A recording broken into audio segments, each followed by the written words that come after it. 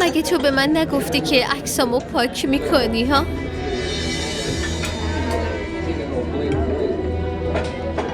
عشق با پاک کردن عکس تموم نمیشه. درسته ولی الان ازدواج کردم. خب ازدواج یه چیز جداست، عشقم یه چیز جدا.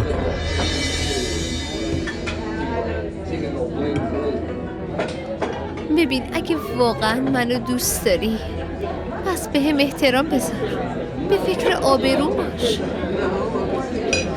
این روزا نگه داشتن عکس توی گوشی اصلا درست نیست. لطفاً اینا رو پاکشون کن و ازم نخوا که دوباره منو ببینی. چی کار کنم؟ این کار در توان من نیست، نمیتونم. منظور من اینه که نگه داشتن اینا چه فایده‌ای برات داره؟ من خیلی دلتنگتم، خیلی دوست دارم.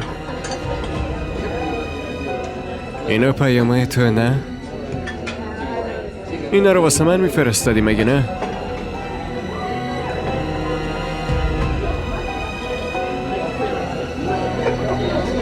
داری تهدیدم میکنی؟ نه اصلا. تو فکر میکنی دارم تهدیدت میکنم، ولی اینجوری نیست. من فقط خاطرات گذشتمونو به یادت میارم، همین. که چجوری تمام شب با هم حرف میزدی، برام حرفای عاشقانه میزدی و با یه بار خواهش کردن چقدر عکس برام میفرستادی. کافیه، نمیخوام این چرت و پرتاتو بشنوم. من ازدواج کردم و زندگی خیلی خوبیم دارم. آره بایدم خوب باشی، چرا نباشی؟ یه پسر پولدار تور کردی. چی داری میگی ها؟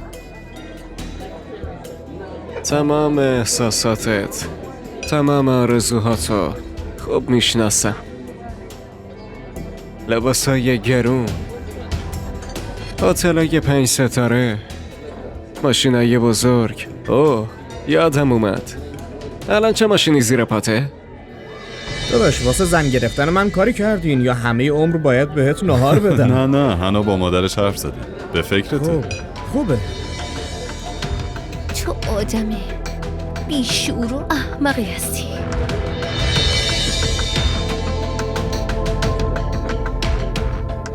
شهرزاد نگفتی زن داداشم اینجاست؟ بیا بریم پیششون. نه بهم ای وای اون که شوهرمه. با دوستش بیان بیرون ناهار بخورن. خب بریم یه جا دیگه بشین. آره مزاحمشون نشین بهتره. بریم اونجا بشینیم. باش. رفتن؟ نه